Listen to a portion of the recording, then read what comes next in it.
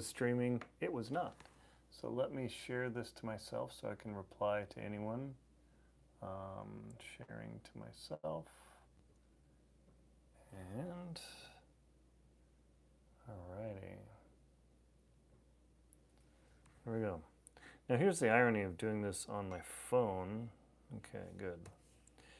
Is that it actually makes things much easier. I have a whole streaming setup, OBS, laptop, all this crazy tech.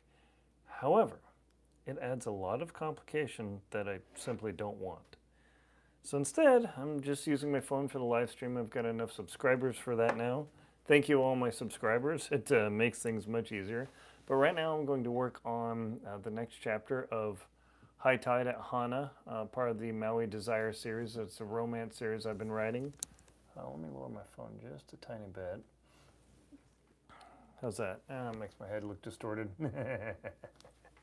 And I like doing it this way rather than the super polished environment and all this stuff, because it simply comes down to, I want this to be real, to show you how the working author actually works. I've got the poster for my book Iron Catacomb and my SERA archive series. Check out aaronrlinsdau.com. But today I'm working on my books under my pen name Aaron Belsing. So here's the thing. This chapter, chapter 27, is where Brooke and Ethan basically break up. Because Brooke wants some sort of commitment from the guy, even though they've only been seeing each other for like 5 or 6 days. She lives on the mainland, they're in Hawaii. This is a classic travel romance trope. A will she or will he, won't she sort of thing. And also, it's a mature romance, so there's not so much chaos, but more of an emotional feel, but also I add a lot of environment to my writing. That way you can actually feel what the place is like. I really try and go to the places that I'm writing about, and I also write about the places that I've been to. Not universally, it's just kind of how it is, but I have been to Rottenburg, Germany, and I will write a story about that as well in romance. But let's get started. This is where the conflict happens, and the big break, darkest night happens in my book. And awesome thing yesterday, I was walking dictating, and I love technology. I mean, this whole setup makes it so easy to do. However, let's see. My phone was recording in the voice app, and then all of a sudden it just stopped recording. So there I am, blah, blah, blah. And I was literally dictating my book to the birds. That was cool. So I've gotten really good about this, but sometimes tech just... So I'm going to have to walk with my phone in my hand like this, staring around. Where's my other phone? Yeah, literally walking my hand, just glancing up, making sure the recorder's still working. Oh, spare phone, by the way. Yeah, very entertaining. So let's get on with this dictation and finish the breakup scene. Crystal light. I would normally have tea, but then I would have to hit the facilities. It's just a thing. So activate the voice memos app. And I love recording in there because then I send it to the transcription software, and then the voice memos app appears on my laptop, my phone, my iPad. It's freaking awesome. I love it. Okay. We're now recording chapter 27C, part of chapter 27. As dinner came to a close, Ethan and Brooke continued to fill the space with small talk. The conversation had become somewhat awkward because Brooke knew that even though her impromptu interview would lead to a bigger interview because the firm just absolutely wanted her, she wanted some sort of commitment or at least fight from Ethan. But he had been through such a horrible divorce that he was interested in her, and she could tell that, but she just wanted a little bit of fight, and she wasn't sure if she was going to get what she wanted.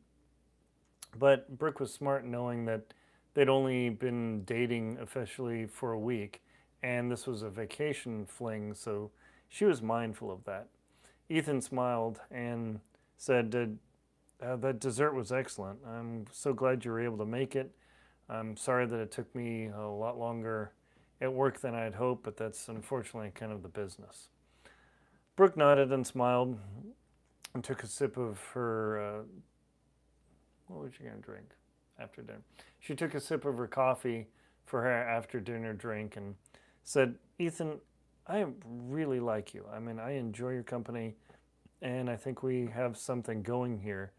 I'm just a bit concerned, the long-term vision. I mean, we live in two different places and I'm going to be coming to the end of my stay in Maui here. What do you think we should do? Ethan put his fingers on the table and then intertwined them and looked down at them for a moment, then looked into her eyes and smiled and said, Brooke, I absolutely like you too. I mean, there's a long road to go to discover if we're compatible, and we have some potential future here.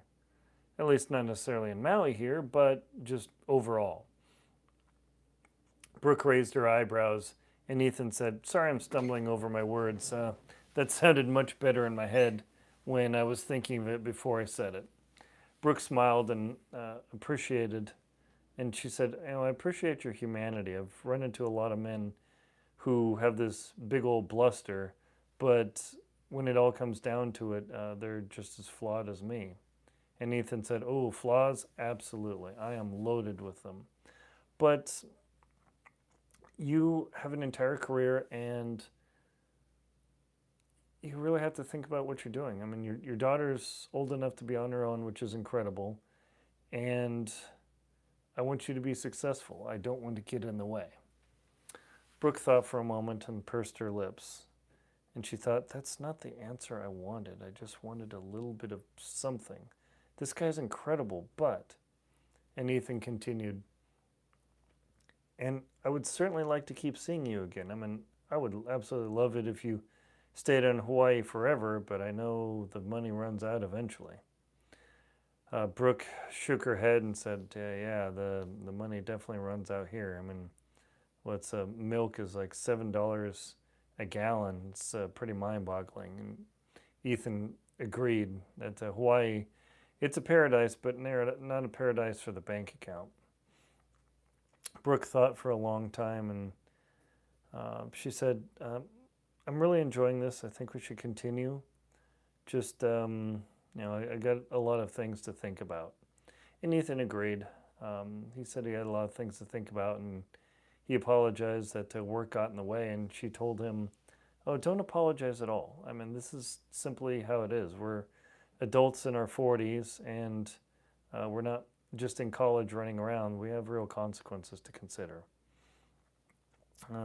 Just then, the server arrived, and Ethan took care of the bill, and Brooke asked if he wanted to split it, and he said, oh no, this is my treat. I invited you out. And she said, are you sure? I would love just to pay for half of it. And he said, you know what?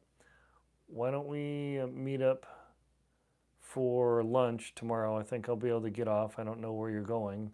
Just let me know, and then you can pick up the tab on that one. We're not going to quite do Dutch, but I just enjoy giving to a person I really enjoy, or I really like. And Brooke said, fair enough, that works. He pulled out his American Express Platinum, and the server took care of the bill. She did clock that he pulled out a nice expensive card, so she glanced at it and saw it was a business platinum. So she knew that he was sharp. He used his points and miles, most likely, because that card wasn't cheap.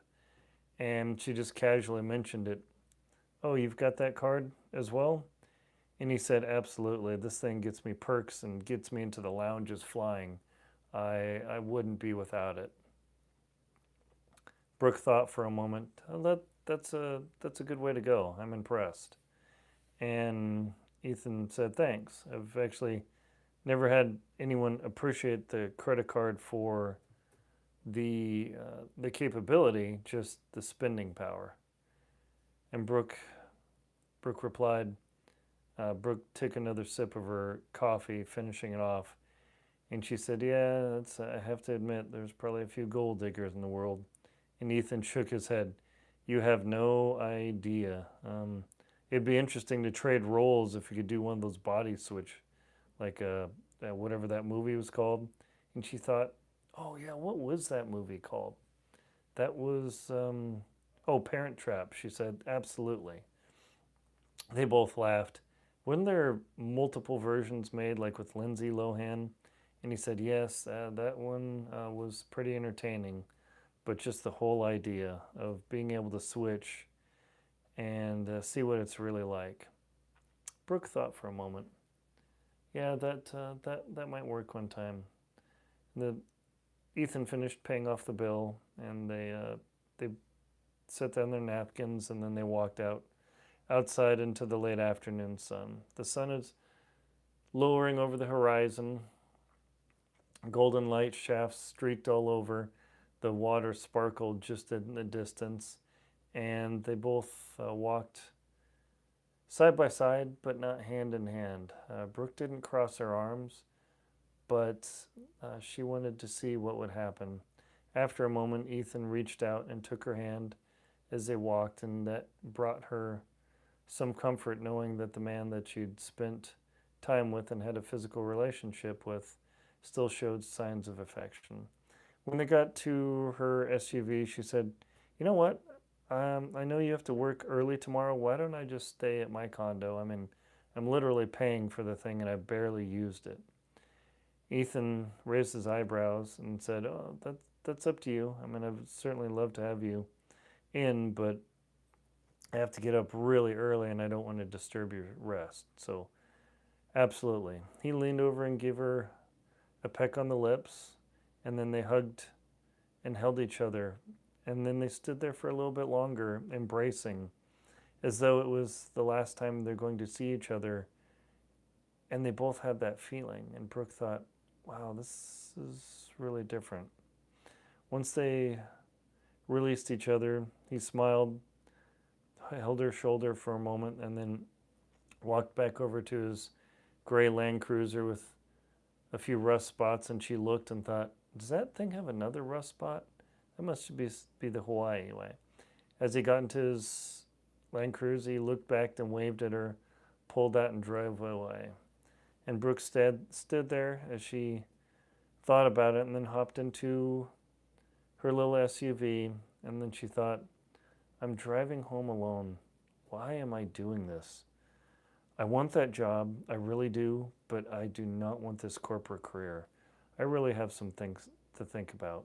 She put the key in the ignition and turned it on, checked the visor and the mirrors, and then looked at herself in the mirror and thought, Brooke, you're still a good-looking woman, but the clock is more than ticking, honey. Think about this long and hard. Just then, a family walked behind her, and she put the shifter back in park, or she dropped the gear shifter into neutral and then waited for the family to pass. They looked like they're having a lot of fun and chitter-chattering after they'd walked out of the restaurant. It made Brooke smile and think, and she thought to herself, there still is hope. Boom! Now, the whole emotional movement of that chapter was the breakup. It was quiet. It wasn't some spectacular blow up or one of those misunderstanding, I heard you, you chatted with a woman, sort of crazy, silly chaos. I'm going to write those. But for this particular book, I wanted more emotionally mature adults to give the experience of, hey, what would this really be like when you're in your late 30s and through your early 50s? You do not want chaos. And if you have chaos, it's just pretty wild. I certainly enjoy reading those books, but for this particular one, I wanted a more thoughtful, emotional experience. And hopefully, I'm bringing that to my readers. So let me finish this up. And why did I call that, let's see, High Tide Chapter 27C, is because I had to break Chapter 27 into 3 parts. As I was going along, I realized that there were 3 distinct emotional beats. Other authors, I don't have her book, Jude Deverell, Nora Roberts, they usually have much longer chapters with multiple emotional beats in them, and I prefer to slice things up more in the James Patterson model. That way, when you flip through my book in either physical paperback or the ebook and you look at, and you see only a couple pages, you think, ooh, I can just read this right before going to bed. And before you know it, it's 2 a.m. and you have to get up at 6 to go to work. That's how I like to write. I think I'm going to finish here with a live stream so I can get my editing done. That's not as exciting to watch, absolutely. But check out my link below to my romance website, aaronbelsing.com, where you'll see High Tide at Hana available for pre-order soon. And also check out my website, aaronrlinsdau.com, where I write my thrillers, the Grant Colson thriller and the SERA Archives thrillers. Thank you very much for watching. Check out links below. Please leave a comment and give me some ideas for what you might like to see in the future and for character ideas of, ooh, this could happen, that could happen. I don't promise to implement it, but I'm always looking for great ideas. Thank you very much.